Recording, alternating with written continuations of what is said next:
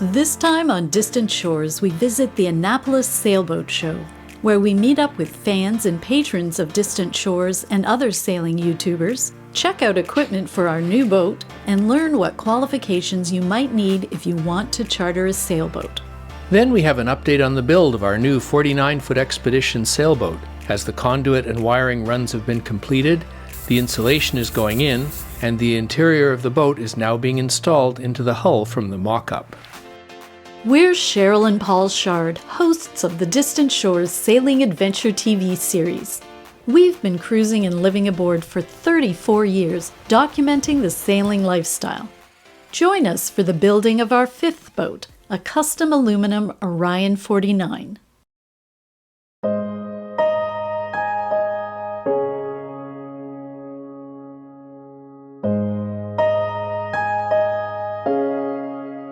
The fall season means gorgeous leaves and these fantastic forest walks, but for sailors the fall season is Annapolis Sailboat Show.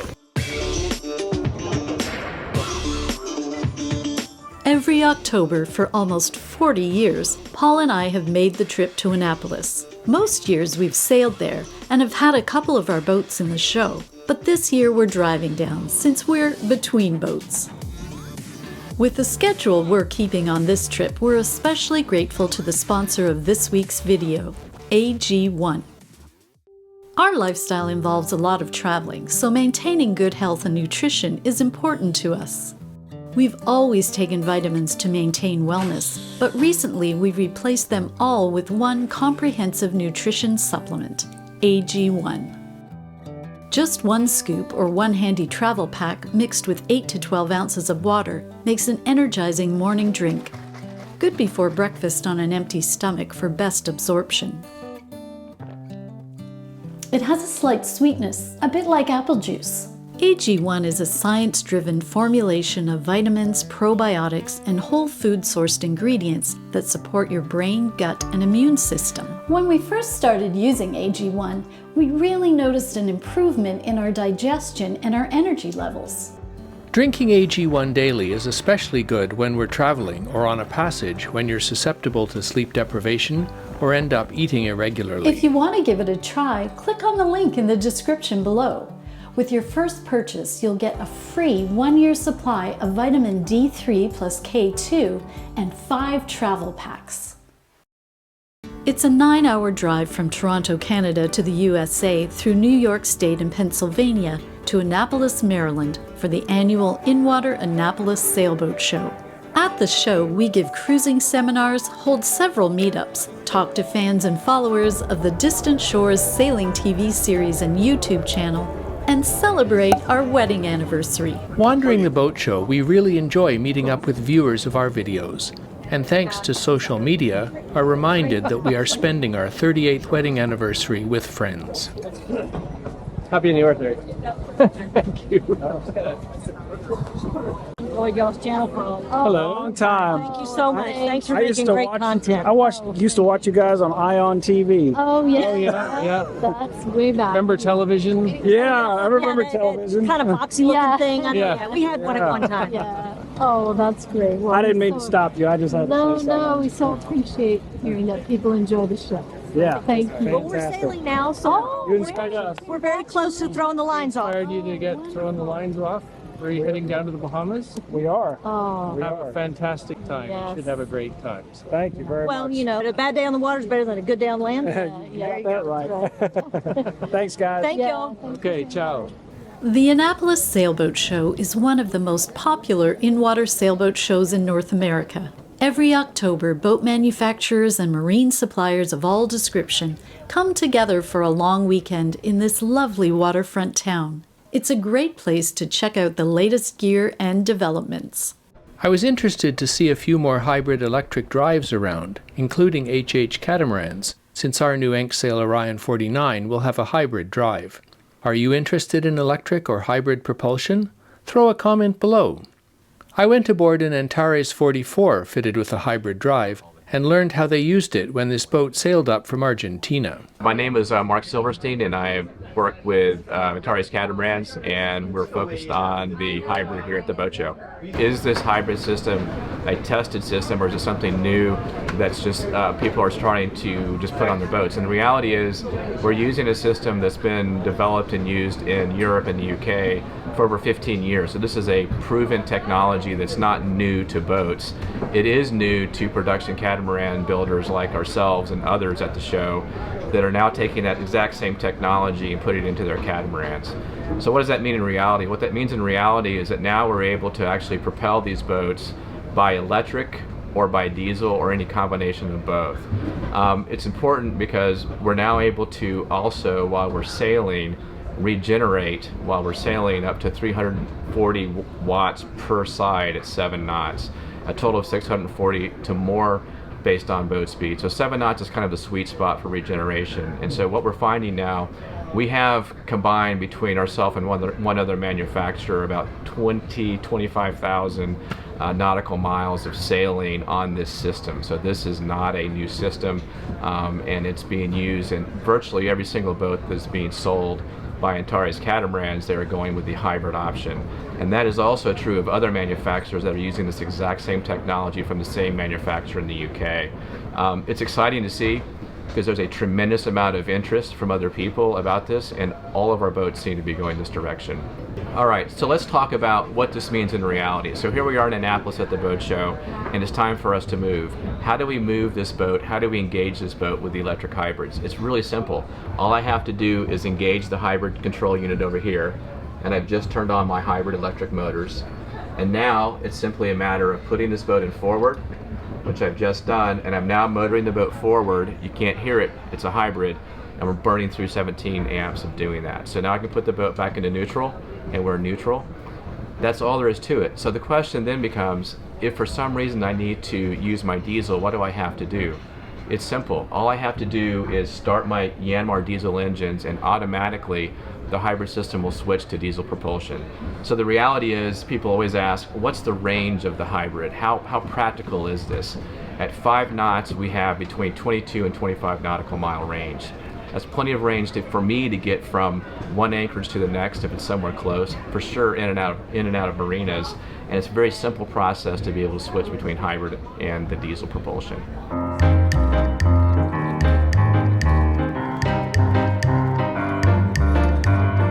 I'm a big fan of outfitting your boat with plenty of fenders. We have always carried as many fenders as we could store, often more than 10, including a couple of big spherical fenders and a number of normal tube ones. Docking in modern marinas, it can be a great benefit to have enough fenders to protect both sides of the boat and the stern as well. For rafting up against another sailboat, it can be handy to have a couple of large diameter fenders. So it catches my attention to see a new option for inflatable fenders that roll up small and light. Seems light until you pick up this one. Oh my goodness. So this doesn't have the cover things on it. Right. Not having to have a whole separate other pump. You can just use your dinghy pump.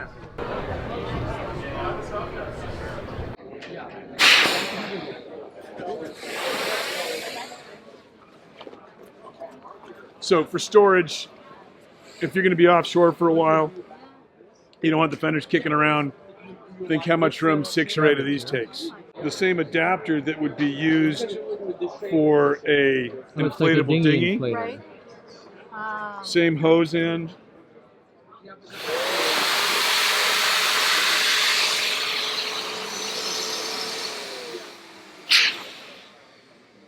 I'm usually the one lugging fenders this side, traditional fenders, and it's a workout. Right. So you should get to decide that you want the fenders, and maybe, sir, you can pick the color, and then everyone's happy.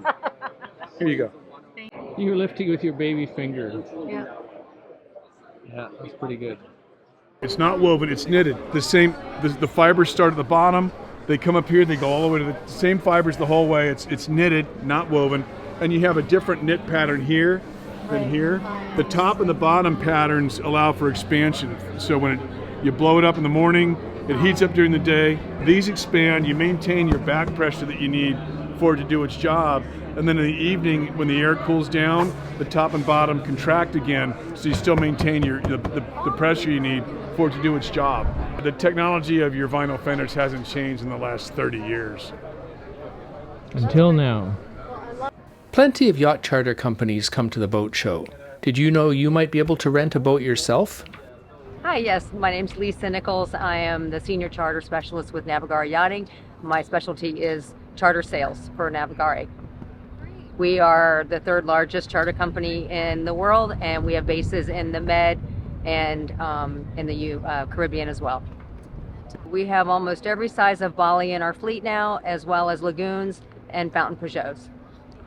It depends on the base, so if you're going to charter with us in the Caribbean, we don't need certifications, but certifications are always helpful. But we mostly look at experience, what size boats have you chartered in the past, and if you have had a little experience, or maybe you wanted to charter a boat larger than what you have chartered in the past, we would recommend a checkout skipper, which is an option to have a skipper for a day to take you out and show you how the boat works, make sure that you're qualified, and 9 times out of 10, you're free to go on for the rest of your week without the skipper. I asked Lisa what happens if there's a problem. Then he could stay with you for the rest of the week as an option.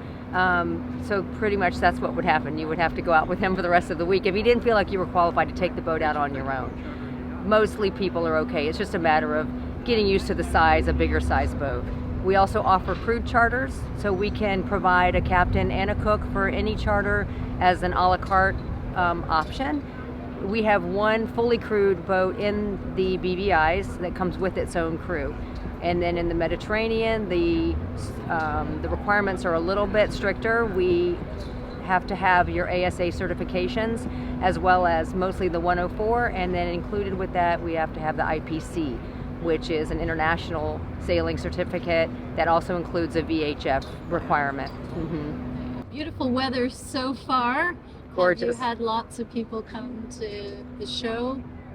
We have. We had a great day yesterday. It was VIP day, so it was a little bit smaller, more people that were invited, and a lot of our customers came by yesterday, which was very nice to meet them in person, because I talk to them sometimes for 3 years until I get to meet them face to face, so that was very nice. We had a great day yesterday. Looking forward to a wonderful day today.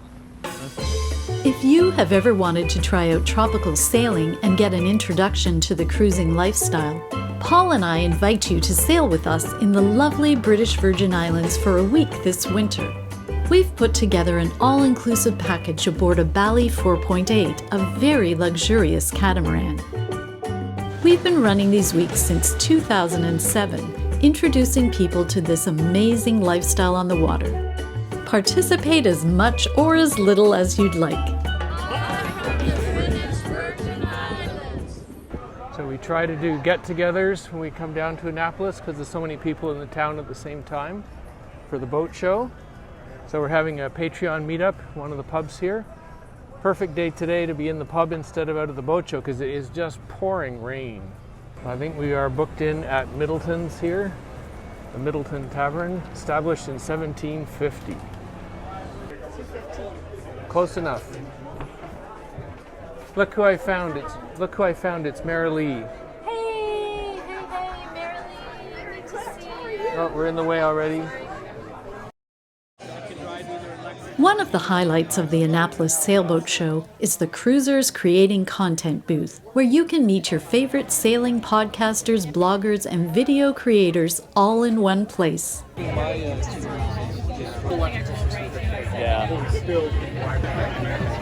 We're here at the Sailing Channel booth, and now Cruisers Creating content. We'll be here on Sunday at 3 o'clock. 3 till 4 o'clock. Hey, Sorry guys, I had to photo bomb the video. My bad. Love you, miss you in the marina. Love you too. It's good fun catching up with industry friends and fans at the booth, as well as hanging out with fellow sailing YouTubers for the weekend. Maybe there's a few that you know.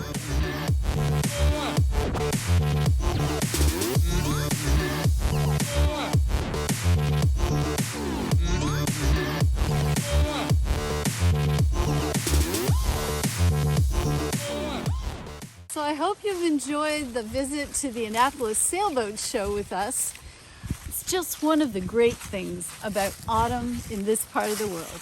It's time for an update on our new aluminum Enksail Orion 49, currently being built in the Netherlands. With all the aluminum pieces for the hull and deck completed, the next stage is to fabricate and install a custom interior that will attach to the frames. You might be surprised how it's done. First, the builder constructs an exact duplicate of the framing for the hull. Exact copies of the original aluminum frames are computer cut from particle board and carefully set up. The white floors are built in to copy where the tanks and subfloor will be. We are calling this the mock-up because it is an exact duplicate of the interior. Then the first pieces of the final interior can be installed in the form of the real plywood floors. Now the carpenters have a space where they can build up the final interior cabinetry.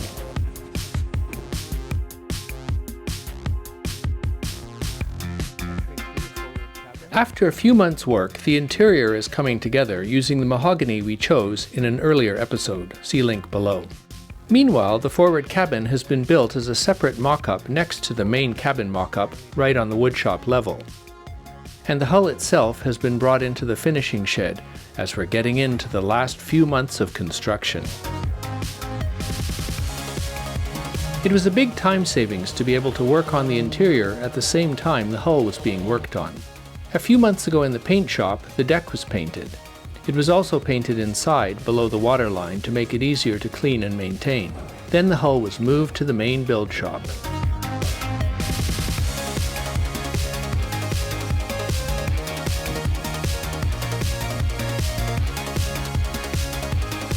Next, conduits are run to protect and organize electrical wiring, and pipes and tubing for fuel and water. These conduits are then ready for plumbing and cabling and bilge systems to be fitted. Finally, the hull is ready to have the foam insulation sprayed in place.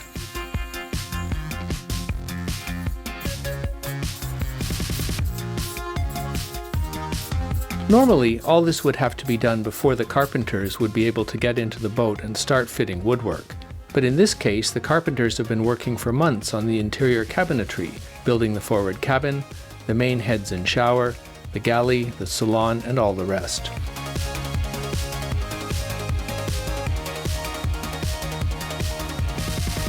And instead of clambering in and out of the hull, they have the interior up on the level next to their workshop. So as soon as the foam insulation was completed, the first piece of carpentry could be fitted, and just last week the whole forward cabin was fitted in place. Thanks for following along on our journey. We appreciate your likes, shares, comments, and questions. Stay tuned for more updates on Distant Shores 4 in upcoming episodes, and don't miss the opportunity to join us on one of our sail away weeks in the British Virgin Islands this February 2024. Info below.